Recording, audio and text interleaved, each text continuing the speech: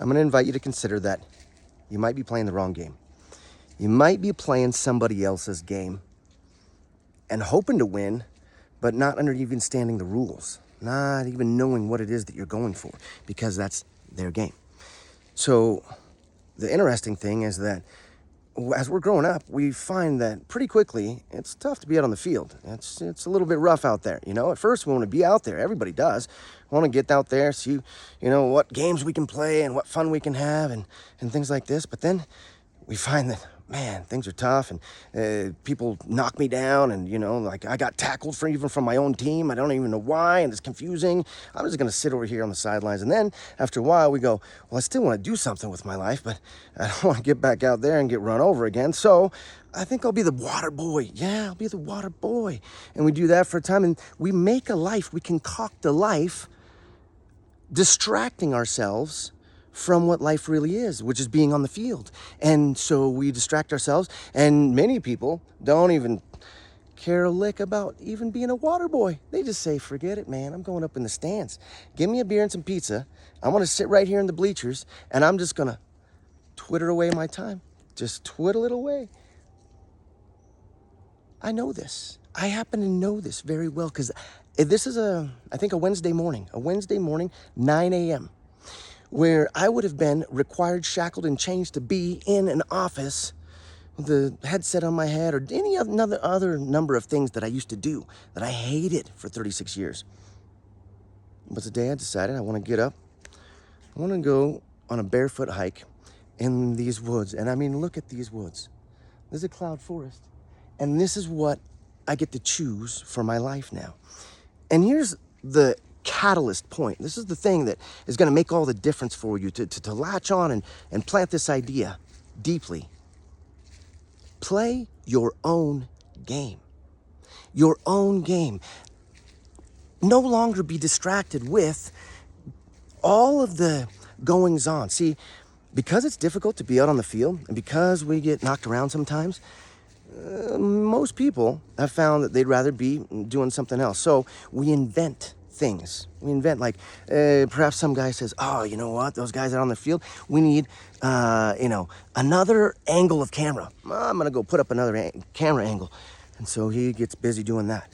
And the other fella, he says, oh, we better, sweep out the dugout real quick, and we better, the chalking guys, we got to chalk the field, and so we invent all these different ways, these different apparatus, so that we can busy ourselves with our life, pretending that there's some purpose to it. But we're failing to realize that the purpose of life is to be on the field. It is not to concoct ways in which to augment the field. It's to be on the field. And in fact, what we find these days is that the field we've been shown, that we've grown up thinking this is the field of life, this is where I should play, this is what I should be doing. It's not even the field. Guys, we got to get up out of the bleachers, get off of this concocted false facade of whatever it is that the American dream, the glitz and the glamour, the whatever it is that they say that you need to have in your life. Listen, if your purpose is not attached to that, if there's not something deep inside you that thrives every single day, that you're just overjoyed and ecstatic to get up, wake up and be alive and breathe this magic miracle that's called a breath, this one breath right now that you're about to breathe, that we all get to breathe. How many miracles are in that? How many miracles are contained in one breath? One breath. Billions of them times trillions. Can't even be quantified. This life is really exquisitely amazing if we actually take a moment to live it. That's the key. That's the point. That's the idea that you need to plant inside your mind, is live your life. Not somebody else's life, not a concoction of what other people's opinions of what your life should look like. What is it that you deeply care about? What are you here for? What do you want to do with your life? This is not for somebody else to decide. It's not for somebody else to decide. It's not for your parents or your teachers or anybody, no matter what age you are.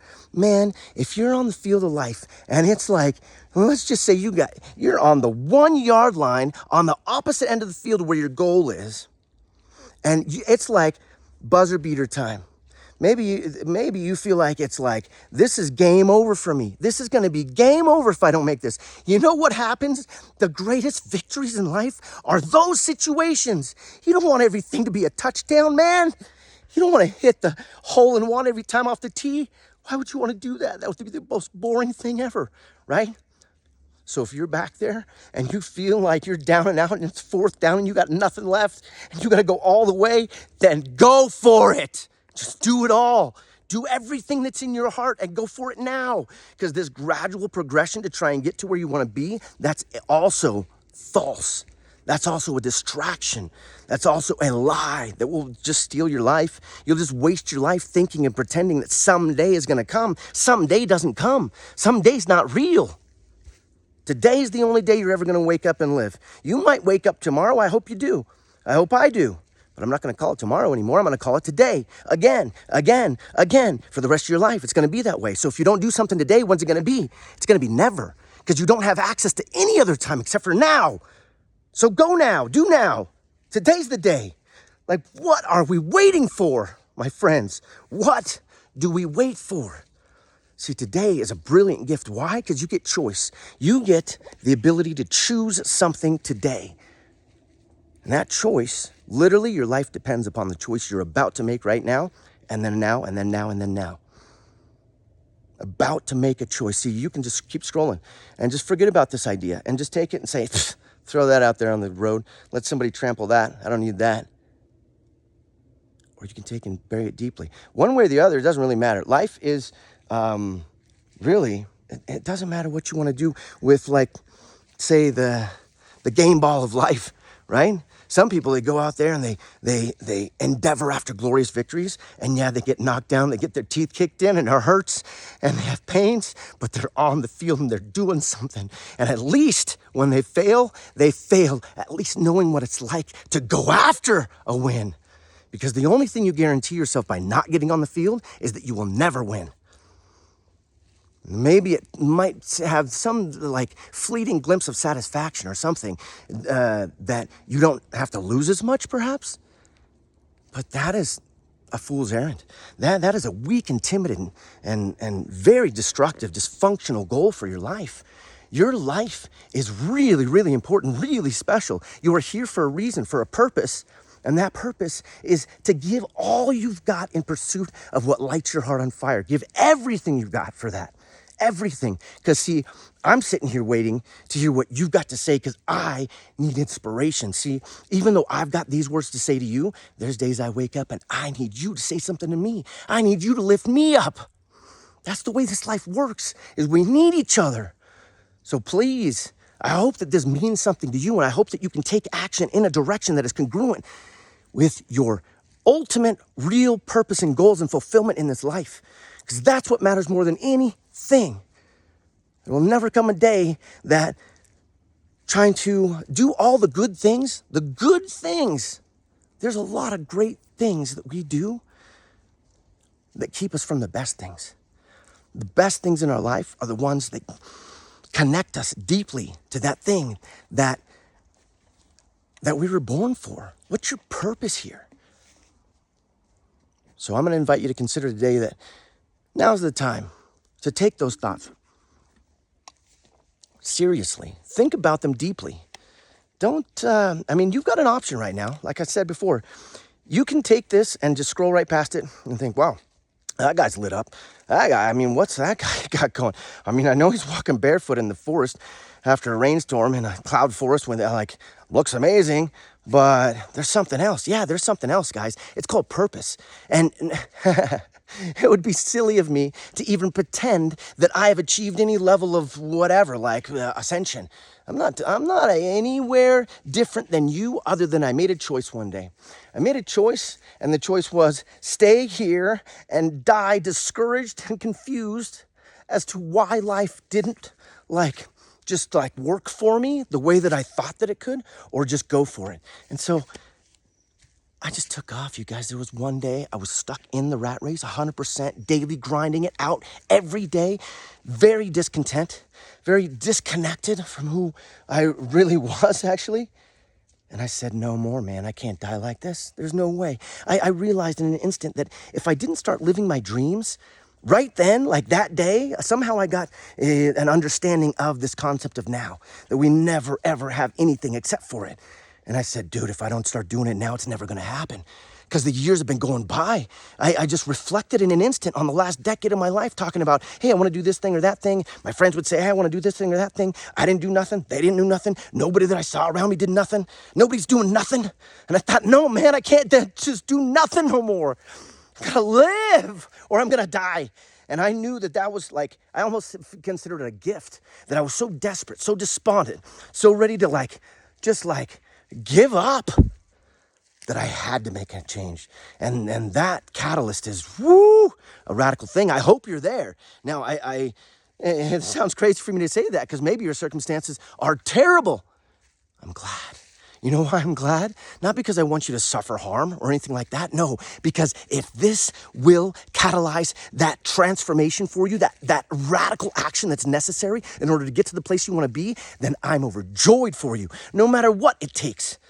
No matter how many times you scrape your shin and bash your toe, no matter how many times you get knocked down and then kicked in the teeth and banged up while you're down there. No, as long as you get back up and you keep going, and as long as this thing, whatever it is that's catalyzed this, the reason that you're watching this right now isn't because it's like the new cool fad or nothing. That's for sure. This isn't just like me, jumping on the bandwagon. You want to see a little lizard? Look at this little feller. Oh, man. Come here, dude. This little lizard. Oh, I love this guy. Hold on, I gotta get him. Hey, there he is. There you go, dude. You're an awesome fella. Climb that tree, dude. So, whatever catalyzes radical transformation in your life, in the direction that's congruent with your soul's purpose, elation, ecstasy, joy, yeah, the process to get there sometimes is agonizing. I know. I've been through some of the greatest agonies, I don't know, that I can even imagine. And I know that everybody's the same. So you've been through. When I say that, you go, yeah, buddy, well, listen to my story. And I know it's true. And your story and my story and everybody else's story is no less valid than the next. And we all have those things that we go through. So the point is that we're going to have those things no matter what. Even if today you change everything, you go after your purpose, you're going to have loads of those difficulties, challenges, incongruencies that like life doesn't work out the way it's still going to happen. But at least you're playing your own game. At least you found your own playing field. At least you're figuring out for yourself. At least you're not trying to play a game and you don't even know the rule book. And there is really no rule book because it keeps getting rewritten every day. That is a failing enterprise. You can't win at that game. So quit. That's the best advice I can give you is quit. Quit now. See, they say quitters never win. That is complete malarkey, 100% malarkey. You know why? Most of the people, actually all of the people, 100% of the people, without equivocation, 100% of the people that you've ever looked up to, that you've ever esteemed, that you've ever admired, that you ever wanted to emulate, they have quit so many things in pursuit of the one thing, perhaps a couple, but the one main thing that drives a person, that is the person that achieves something remarkable, right? Because there's loads of people out there that are like, oh yeah, I'm a pretty good water boy. Yeah, well, I can also sweep the dugout. Yeah. Oh, you need a beer? I got you. You know, all these little distracting things. I'm real good at all these things. Have you ever been out in the field? Well, yeah, one time when I was 4 years old, I went out there and man, this big fella, he knocked me over and I'd say, no way. It's like, nah, man, how can we do that? Most of us live like that. I did for 36 years. Well, whatever, maybe up till 4. I didn't get knocked around so much. I was still on the field. So minus a few years, whatever, 32 years of life lived in anticipation of pain and dread just because of an experience. And yeah, guess what, guys? You go after your purpose, you don't go after your purpose, you still get knocked around. You still get your heart broken. But here's one thing that will never serve you, and I'll invite you to consider that building those walls around our heart in order to keep those pains out effectively delivers to us the deepest pain that could possibly be experienced by a heart, which is the separation from love. Because oftentimes those walls we build actually separate us from deeply connected love. And that is wholly destructive, 100%. There is no fulfilled life, there is no contented or satisfied life or life of peace and happiness when love is not present. It's impossible. Impossible. So we have to allow love in, which inherently allows pain in, which sucks. Yeah, it does. But you know what sucks more? The pain of not having love. And you know what? Getting out there on the field, yeah, it hurts and it sucks. Yeah, you know what sucks more? Regret of not doing anything with your life and ending up 10 years from now or 20 years from now, or finding yourself taking your last breath going, I wish I woulda. See, that's got to be the worst words ever. People say, oh, hate, that's an awful thing, or a phrase or whatever. I hate this fella. You know what? That's not cool. But you know what's worse? I wish I would. I think those are the most mournful words in the English language. You've translated mournful words in any language. That's terrible stuff, man.